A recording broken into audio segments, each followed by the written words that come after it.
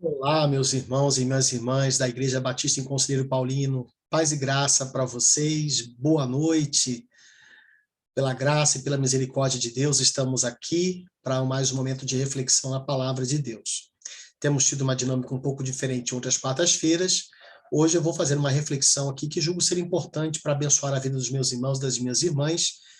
E isso tem muito a ver, o que a gente vai fazer aqui agora, com justamente a minha preocupação de que a gente possa encontrar um tempo de crescimento, não de inchaço, mas certamente de crescimento para a nossa igreja, no que tange à comunhão cristã, no que tange ao apreço junto aos irmãos, a necessidade e o desejo de estarmos mais compartilhando a vida uns com os outros, né? Às vezes nós acreditamos que uma terra já está estéril, sem condições de gerar frutos. Mas a palavra de Deus, a palavra do Senhor nos garante que quem faz o milagre da semente nascer e produzir o que ela precisa produzir, e compara isso, e faz disso uma comparação, melhor dizendo, a palavra de Deus, que não pode voltar para Deus sem que faça o que ele a determinou, lá no texto de Isaías 55, é o próprio Deus, é a palavra que diz isso. Se Deus dá a terra para que possa fertilizada, gerar fruto, alimento para o semeador, assim também a palavra de Deus, inevitavelmente, não voltará para ele sem primeiro fazer aquilo que lhe apraz. E assim, eu gostaria muito que os irmãos pensassem comigo nesse momento sobre uma reflexão. Tem uma historinha muito interessante que aprendi há um tempo atrás, e o texto que eu quero pensar com vocês nessa hora, eu vou projetar aqui para vocês olharem o título dessa leitura comigo. É esse aqui, eu achei que vocês fizessem a leitura, tá? E logo após nós vamos estar orando, pedindo ao Senhor que fale conosco. É esse aí. E se plantar? Fala comigo mais uma vez esse título. E se plantar? 1 Coríntios capítulo 3, verso 9, é apenas essa frasezinha que a gente vai usar nessa noite para pensar naquilo que a gente tem como proposta. Lavoura de Deus sois vós. Pode repetir comigo? Lavoura de Deus sois vós. Vamos orar ao Senhor? Vamos falar com Ele? Pai querido, obrigado por essa oportunidade de estarmos meditando em torno da Tua palavra. Eu peço ao Senhor que o Senhor abençoe a cada irmão, a cada irmã de nossa igreja, os enfermos em especial, a Deus, tanto no corpo quanto na alma, ou quem sabe em ambos. Que o Senhor abençoe a vida física e espiritual de cada um de nós. E pedimos, ó Deus, que essa reflexão faça sentido e toque o nosso coração e nos faça revigorar a fé e continuarmos firmes no propósito de orarmos uns pelos outros, de trabalharmos uns pelos outros, Pai. Somos muito gratos pelo que o Senhor já tem feito em nossa igreja, somos muito gratos pela sua história, mas precisamos que o Senhor gere novos frutos, que o Senhor confirme a glorificação e o crescimento da tua palavra, a glorificação do teu nome e o crescimento da tua palavra entre nós. Nós te rogamos, pois, que o Senhor fale o nosso coração, em nome do teu Filho amado, Jesus Cristo. Amém. Amém. Meus amados, prestem bem atenção no que eu vou passar a colocar para vocês. O sujeito colocou o seu sítio à venda. Logo no primeiro dia, apareceu um interessado. Bom dia, estou em busca de uma área para plantio. Como é a terra daqui? Dá milho, feijão? Perguntou-lhe o visitante. Dá não, senhor, respondeu o proprietário. E mandioca? Dá não, senhor. Nem mandioca? Espantou-se o homem. Dá não, senhor. O interessado não era um expert em solo, em plantação, em agricultura, mas conhecia um pouquinho do assunto. Olhou a terra ao seu redor e pareceu-lhe uma terra boa. Pareceu-lhe uma terra que dava alguma coisa. Coçou a cabeça, como que para lhe ajudar a entender o caso, né? e fez a pergunta final. Senhor proprietário, mas se plantar, dá ou não dá? Ah, moço, daí é uma maravilha. Dá de tudo. Dá batata, milho, feijão e até mandioca. A ideia dessa historinha é nos ilustrar que muitas vezes nós olhamos para a igreja e nós pensamos assim, isso não é nada não. É possível dar alguma coisa aí. Nós estamos tão desanimados, estamos tanto escabriados, né? Um tanto desconfiados, traumatizados. Às vezes olhamos para o casamento da gente, olhamos para os nossos filhos, perdão, olhamos para a sucessão pastoral, os pastores que a gente tem, os nomes que a gente tem disponíveis, e a gente talvez pense assim, eu acho que não tem nada aí não, hein? Pois é. A gente precisa olhar com os olhos da fé. Não é assim que a Bíblia fala? A gente não vive por fé, a gente não vive por vista, a gente vive por fé. Né? Eu agora me lembrei de um amigo, filho de um pastor, ele brincava dizendo o seguinte, o importante da oração não é a fé, são os olhos fechados. Não, não é isso que eu quis dizer não. Tá? O justo viverá pela fé, falamos sobre isso domingo, inclusive, não por vista. Por que se plantar dá? Porque se é a igreja de Jesus, se é um casamento consagrado ao Senhor, se oramos pelos nossos filhos, se buscamos glorificar a Deus em nossa vida, em quaisquer áreas, o Senhor é o primeiro desejoso de fazer isso. E quando em nós já há um desejo de fazê-lo, isso já é um fruto da ação de Deus em nós. E quantos há entre nós? Quantos há, pela graça do bom Deus, que estão desejosos de ver essa igreja crescendo para a glória do Senhor? Isso é fruto da graça. Deus está agindo entre nós. Então, e se plantar? O que cabe a nós fazer nesse momento, então? Preste bem atenção. Reflita comigo aí, meu amado irmão. Que a igreja é um terreno fértil, não tenho dúvidas, e creio que você também não tenha. A igreja de Jesus é terra fértil porque Jesus está conosco. Simplesmente porque a igreja é um terreno arado, adubado e irrigado pelo próprio Espírito Santo. É inevitável. O que nos falta, muitas vezes, é que algumas sementes sejam plantadas para que um produtivo e belo pomar alimente muitas vidas, porque aprove a Deus nos fazer trabalhadores da sua seara. Estão lembrados que Jesus falou para os discípulos, né? Os campos estão brancos, está precisando de trabalhador. Então, orem para que Deus mande trabalhadores. E como a demanda de frutos é grande, precisamos priorizar algumas sementes. E aqui eu quero parafrasear, porque quando Paulo está escrevendo para os Coríntios, é muito interessante, ele está fazendo uma argumentação ali no capítulo 3, falando, né, que infelizmente eles tinham se desenvolvido muito pouco, os irmãos de Corinto, e ele vai dirigir uma palavra para os líderes. E quando ele vai começar a dar essa palavra para os líderes, é que aparece aquele texto que nós vimos. Ele fala para a igreja assim, fazendo uma distinção, olha, vocês são lavoura de Deus, edifício de Deus, nós somos cooperadores de Deus. Nós somos aqueles que trabalham para facilitar o trabalho de vocês. Nós somos aqueles que são enviados para cultivar essa terra. Vocês são lavoura de Deus. Por isso aquela frase que a gente viu ali.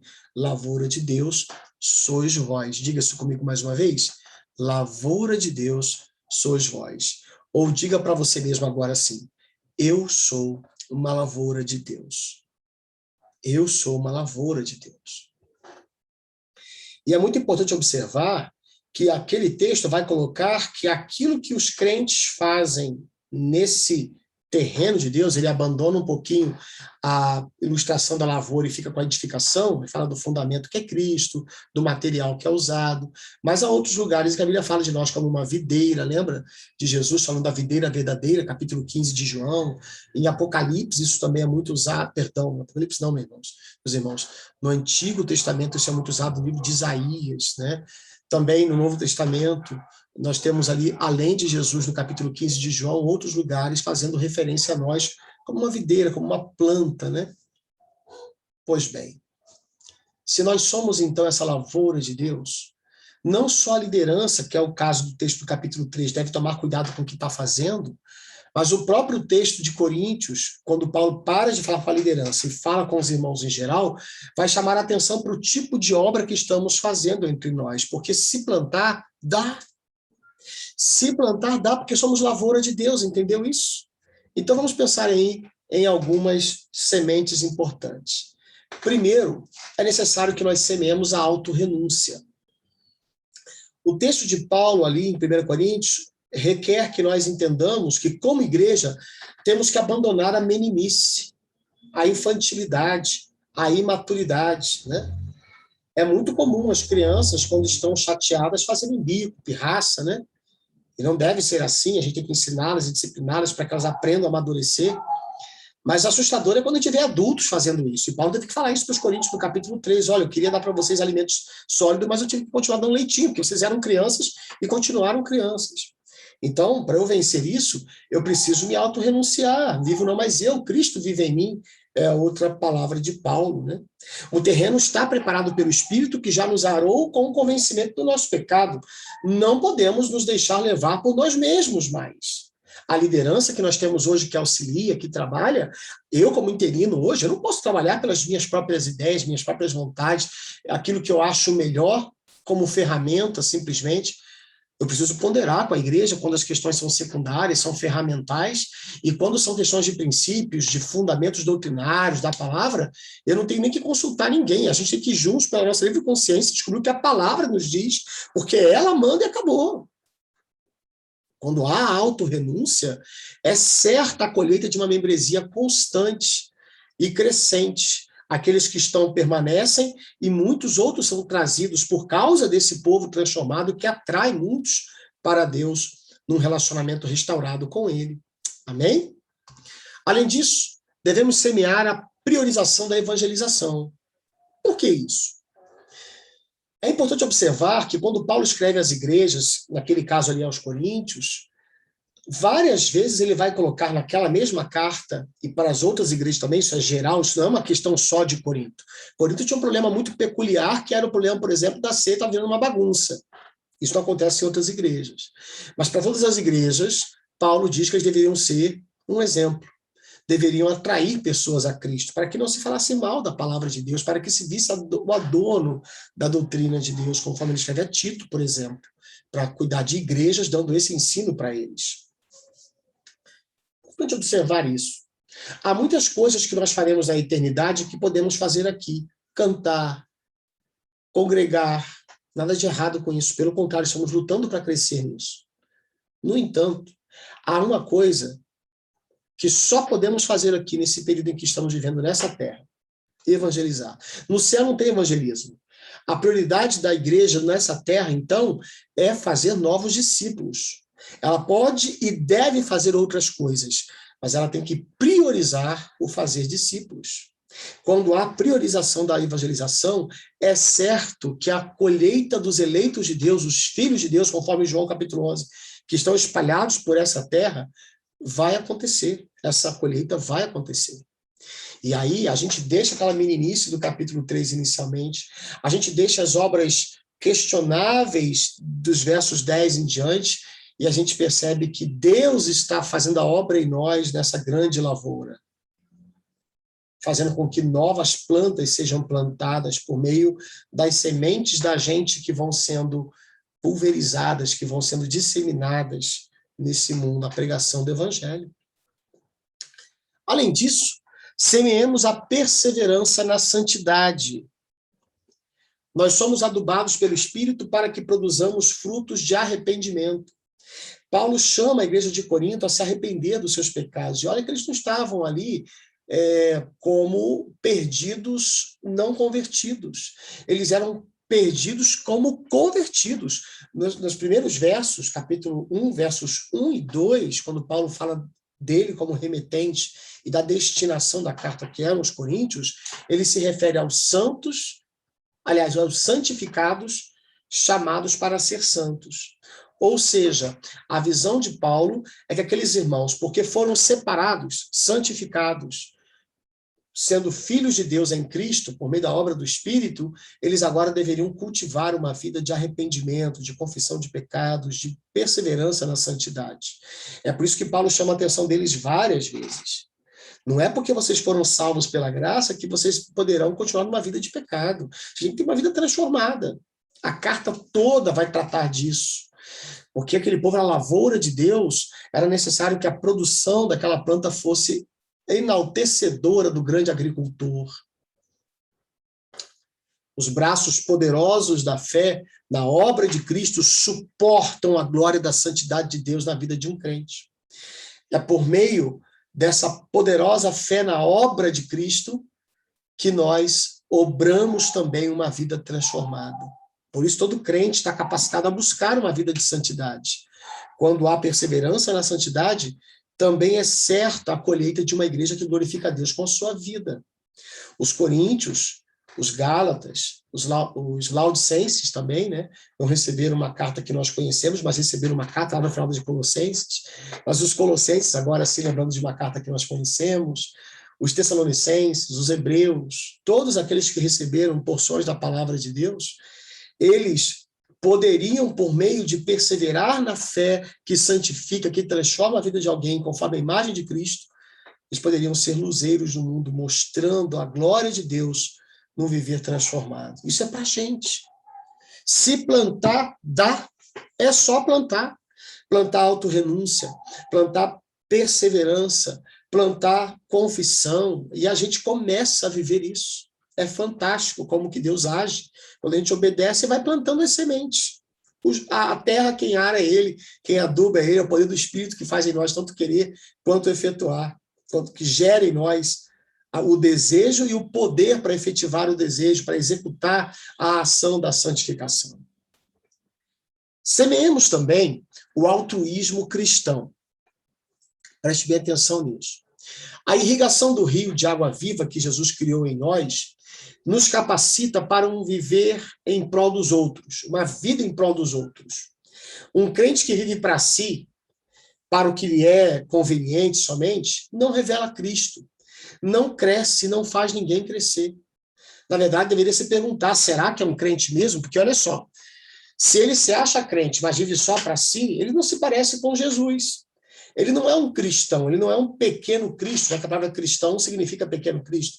Ele não tem traços de nascido de novo, porque o nascido de novo vive não mais para si mesmo, mas para aquele que por ele se entregou, perdão, conforme Paulo falou lá na 2 Coríntios. Dessa forma, um crente que vive para si, para o que lhe é conveniente somente, deve se perguntar se de fato ele é um crente em Jesus, porque mais provavelmente ele é crente em si mesmo. Eu não posso dizer finalmente, pois pode ser que essa pessoa se arrependa e venha se converter de fato, ou que ela de fato seja uma convertida que passa por um tempo de pecado, de fraqueza na fé, e está confundindo as coisas, voltará em tempo. Mas que é normal, não é. Não faz sentido um cristão se negar a fazer visita. Não faz sentido um cristão se negar a fazer aconselhamento. Não faz sentido um cristão se negar a confessar seus pecados. Não faz sentido um cristão se negar a contribuir com a sua igreja.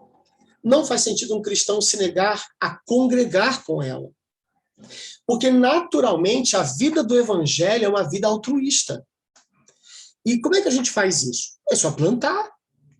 Você começa não fazendo o que é a sua vontade. Como é que eu posso saber, pastor, que eu estou sendo sincero? Porque eu não quero ser falso. Eu não faço aquilo que eu não tenho vontade. Eu só faço aquilo que eu tenho vontade.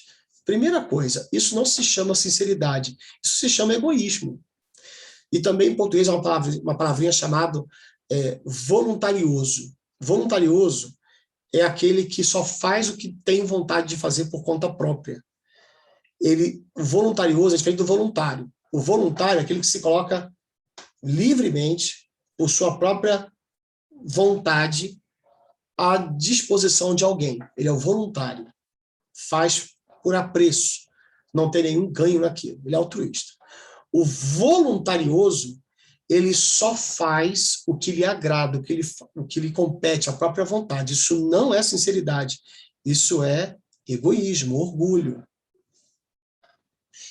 Falsidade é quando alguém faz alguma coisa para alguém, mas não está sendo voluntário, pensando no bem, altruisticamente. Ele até faz o bem pensando em si mesmo, buscando algum tipo de ganho pessoal em detrimento do outro. Então ele é falso nas suas intenções. E muita gente que faz o bem, que só faz o que tem vontade, quando tem vontade de fazer o bem, faz. O cara cava um barranco inteiro na tragédia, ele ajuda lá a pessoa a reformar uma casa, ele carrega um bujão de gás lá para uma senhora, ele ajuda dando carona para alguém, mas na hora de tratar a esposa, o marido, os filhos, os pais, ele trata com rudeza, com agressividade, com falta de carinho, com falta de companheirismo, cumplicidade, unicidade. Ele é aquela pessoa que, se puder, dá o dinheiro inteiro para fazer missões no mundo, mas não dá atenção para os seus irmãos na sua igreja local, não dá a mínima para os cultos dos irmãos, não faz o menor esforço de aconselhar alguém, de caminhar com uma vida, de visitar um irmão, de saber como estão aqueles que estão afastados. Não sente saudade de ninguém, ele vive em torno de si mesmo. Isso é uma terra seca que provavelmente não foi arada pelo Espírito e está perdida mesmo. Temos que orar por conversão em casos assim. Entretanto, um crente que vive para os seus irmãos, para a sua comunidade de fé, ele demonstra o que Cristo fez por cada um de nós. É Deus que, da pessoa do Filho, deixa o céu e vem tomar o nosso lugar na cruz para nos dar salvação. Assim, isso é simbolizado, reproduzido, refletido, né? Representado na ação de um irmão que estende a mão para o outro e semeia altruísmo. Essa pessoa demonstra que ela cresce como uma árvore frutífera e alimenta todos os que se tornam seus próximos. Se tem contato comigo, inevitavelmente vai ser abençoado pelo reino, porque eu vivo pelo reino, para a glória de Cristo, por meio da minha vida de serviço, né? Vocês vão ter que ser diferentes do mundo, vocês não vão ser servidos, mas vocês vão servir tal como o Filho do Homem, que não veio para ser servido, mas para dar a vida em lugar, deve servir, dando a vida em lugar de muitos. Está lá em Marcos. Então, na verdade, a gente tem que pensar muito seriamente, porque se a gente plantar o altruísmo cristão, dá fruto. Como é que eu posso, então, não ser falso? Eu preciso ser autorrenunciado. A gente fecha o ciclo. É a primeira coisa. É quando eu subo o degrau da humildade, a Bíblia fala que deve estar dos humildes, porque deles é o reino dos céus. Quando eu abro mão de mim e passo a viver por alguém, especialmente primeiro por Cristo, e por causa de Cristo pelos meus irmãos, a quem ele amou e deu a vida por eles, igual como deu para mim, eu começo então a receber os frutos, a colheita desse plantio, dessa semeadura. E é maravilhoso, irmãos, é maravilhoso. Aí não tem a ver mais com falsidade, tem a ver com automortificação. Você é sincero em colocar, se fosse por mim, eu estava no meu comodismo, nas minhas próprias vontades, mas por Cristo eu abro mão de mim e faço assim. Jesus foi falso na cruz, você acha? Porque ele falou para o Pai no Getsemane, Pai, tudo te é possível, passa de mim esse cálice. E era possível Jesus não pagar por nossos pecados. Sim, Deus só podia fazer justiça. Nós merecíamos o inferno, ele não dava o Salvador, então vamos para o inferno, acabou. Deus continuaria sendo um santo Deus, perfeito, pois o amor de Deus está em Cristo, não é dado fora dele. Quem está fora de Cristo só tem a ira de Deus, João 3,36 nos diz isso. Estava certo. Jesus não errou em pedir aquilo para o Pai, não. Mas ele fala assim para o Pai, mas faça a tua vontade. E a vontade do Pai foi revelada, que ele fosse para a cruz morrer por nós. E Cristo, então, fala para Pedro, porventura não tomarei o cálice que o Pai me deu, quando Pedro tenta salvá-lo lá, né, cortando a orelha de Malco, o soldado. Olha que coisa. Jesus está na cruz fazendo a vontade do Pai, porque na vontade dele, humana, no primeiro momento, de forma legítima e nada imperfeita, ele diz, tudo te é possível. Aqui a gente vê a extrema renúncia de Cristo, ele não foi falso, ele foi ele se auto-entregou, ele se auto-sacrificou, ele se deu totalmente, consagrando a própria vontade para fazer a vontade do Pai. Irmãos, toda vez que a gente faz alguma coisa para alguém, só porque a gente gosta de fazer e deu vontade de fazer, você está se afirmando, isso vai dar glória para você. Mas quando a sua vontade é fruto de uma auto-renúncia e a sua vontade final é fazer a vontade de Deus, e aí Deus ele te leva a mover-se por alguém através da liderança da igreja. Essa campanha que nós estamos fazendo de visitação aos domingos pela manhã É uma dessas coisas. É muito mais belo quando isso aponta para Cristo, e Cristo faz aquilo que da sua vontade pessoal ele não faria. Captou a ideia? Sacou aí? Pegou? Pegou a unção, irmão? Dorme não, hein? Jesus faz o que era a vontade do Pai, o que, segundo a própria vontade, ele não faria.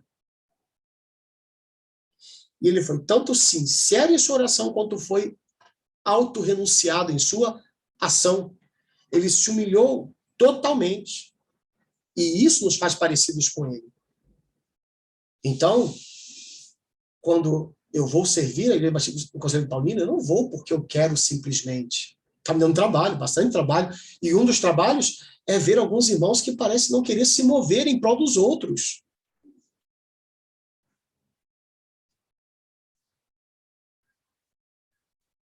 Queria estar olhando nos olhos de cada um dos irmãos.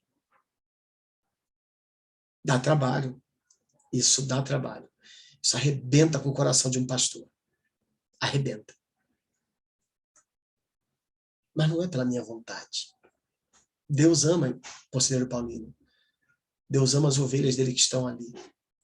E a vontade dele é que eu entregue o meu ministério para a glória do seu nome, cuidando dessas ovelhas. E os que são do Senhor, enquanto ali estiver como interino, encontrarão o cuidado do Senhor. Eu quero imitar o meu Cristo e fazer a vontade do Pai. Faço mesmo. Plante auto-renúncia hoje, humilhação, perseverança na santidade. Deixe Deus agir.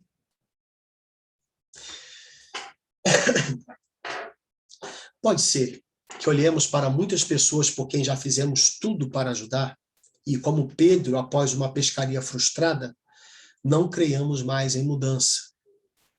A gente já não tem mais crença. A gente pula na água e deixa para lá, não quero mais nada.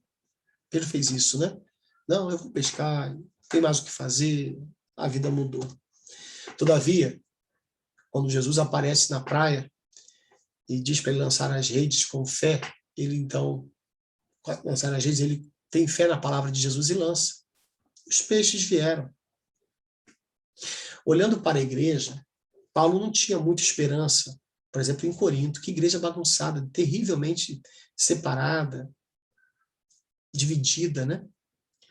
Mas Deus é Deus. E o Senhor é todo-poderoso. Ele pode fazer muito mais do que pedimos ou pensamos. Então, olhando para a igreja, muitos de nós, quem sabe até todos, já pensamos assim: será que dá alguma coisa neste terreno? Bom, se não plantar, é certo que não. Igual o rapazinho da história. Mas e se plantar? E se aquilo que a gente plantou muito numa certa estação não deu, agora vai dar? Mas e se não der? Bom, a nossa tarefa não é fazer os resultados. A nossa tarefa é plantar as sementes. O semeador foi e teve 3 terrenos que aparentemente foram sementes jogadas fora. Mas teve o terreno que deu 100, 60 e 30 por 1. A tarefa é plantar. Tem uma outra historinha que eu vou terminar essa reflexão com vocês nessa noite. Tem uma historinha que ela conta de uma vez um pastor estava muito aflito com a situação da sua igreja e ele então passou a clamar a Deus por uma intervenção, uma ajuda, né? Já que ele estava muito aflito, com o coração muito partido, e parece que Deus não respondia a sua oração. Ele foi dormir e ele sonhou que Deus era um patrão. E Deus o contrata para poder fazer uma coisa. Ele fala, assina o contrato, assina a carteira. Primeiro dia de trabalho, Deus fala assim, ó, tá vendo aquela rocha ali? Era uma montanha de pedra. Sabe, olha que tinha pedra do pastor Irã, lá no sítio da pedra? Aquela pedra gigante que tem ali, na beira do asfalto. Você vai empurrar aquela pedra de 7 da manhã às 5 da tarde, tá bom? Aí o pastor, assim, senhor. Poxa, Deus como patrão, né? Caramba, tô feito, né? Ele é patrão do universo. Aí ele foi. Sol quente. Depois de umas 9, 10 da noite, da manhã, ele começou a suar muito. Parou para almoçar, voltou 1 hora da tarde, tampado, empurrando. A pedra não mexeu 1 milímetro. Era gigante a pedra. E, Senhor, tá de ir embora para casa? É isso que o senhor quer que eu faça mesmo? Sim, empurrar a pedra. Tá bom, senhor. Voltou no dia seguinte, descansado, trabalho hoje, eu vou mover aquela pedra lá. E foi até 5 da tarde. Ele estava com dor já nos ombros, fazendo força e nada. Foi embora. Terceiro dia, até o do almoço, ele empurrou a pedra, aí não rolou. Na hora do almoço, ele pediu para falar com Deus lá no RH, lá no Recursos Humanos. Deus deu uma atenção para ele no sonho e ele disse: Senhor, eu vou falar uma coisa para o senhor. O senhor me desculpa. O senhor me desculpa. Eu questionar o senhor, quem sou eu? Mas, olha, isso não vai dar certo. Essa pedra não mexe. Pode botar 10 de mim, 20 de mim ali, que não vai mexer. Ele disse: o que você quer dizer com isso? Não adianta empurrar aquela pedra. Ela não se move, não acontece nada. Aí Deus disse: mas eu te contratei para quê? Ele disse: para empurrar a pedra. Aí Deus fala assim para ele: então empurra. Eu não te contratei para mover. Mover você deixa comigo. Ele acorda. Isso, conforme a história, ele entendeu que Deus deu para ele um recado. O recado foi: eu não tenho o dever de gerar frutos, de mexer a vida das pessoas. Eu tenho o dever de exemplificar com a minha vida e de plantar com a minha pregação. Cada um dá conta de si. Eu vou dar conta do que Deus me deu para fazer. Estou buscando mostrar. Quero lutar com os irmãos. Quero lutar do lado de vocês até onde Deus quiser que eu ande. Quero ser um interino que marque a vida de vocês como alguém que amou essa igreja por tempo determinado como trabalhador, mas para sempre como irmão no Senhor. Vou dar conta dos meus sermões, dos meus estudos, das minhas visitas, das minhas reuniões com a liderança. Mas não vou dar conta do que você diz não para mim. Não vou dar conta do que você diz não para sua esposa, para o seu marido, para os seus filhos, para os seus pais. Quem vai dar conta é você. Essa parte não tem a menor responsabilidade. Assim que eu durmo. É assim que eu durmo quando eu vou embora. Minha esposa que sofre, tadinha, que eu ronco, né? Tem que parar com esse negócio, tem que parar com esse negócio, tadinha, dá pena às vezes. Mas eu durmo bem. Durmo bem. Tô tranquilo no meu casamento. Tô curtindo a minha vida com Deus. Aproveitando demais o que Ele tem feito na minha vida. Uma das coisas, me dar conselheiro para compartilhar a vida com vocês. Minha parte, estar lá, estar aqui agora fazendo isso, chamá-los para estar comigo, para eu estar com vocês. Estou mendigando visita. Domingo eu fiz isso no culto. Podia estar matando, roubando, estou pedindo. Alguém que me ligue e fale: pastor, quero marcar com você para ir na sua casa tomar café contigo.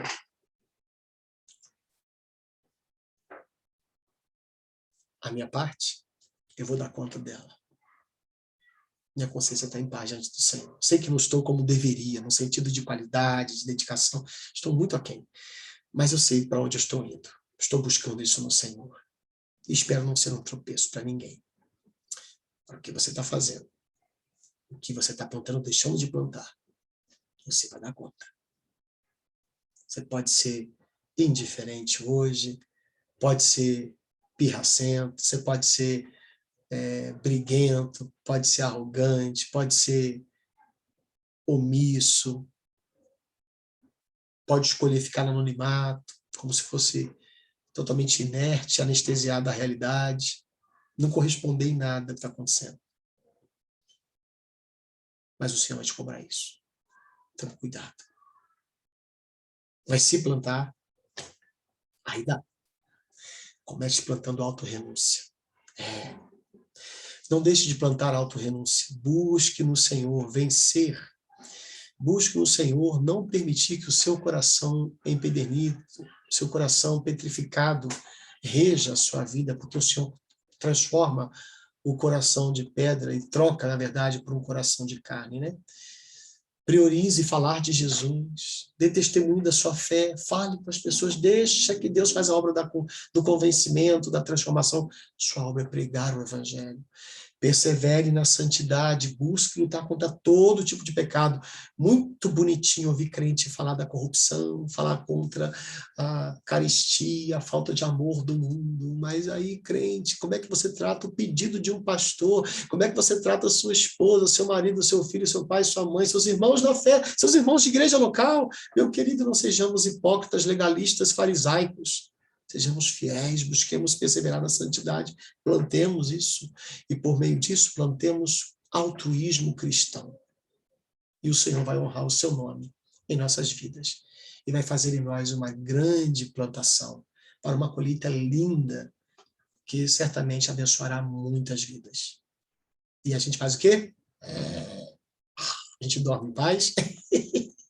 No meio do turbilhão desse mundo, você agradece a Deus pela vida, seu coração vive diferente. Mesmo numa prisão, você canta uma canção, igual Paulo com seu irmão, não é? Vai pensar? Vamos orar por isso? Vamos orar com ele?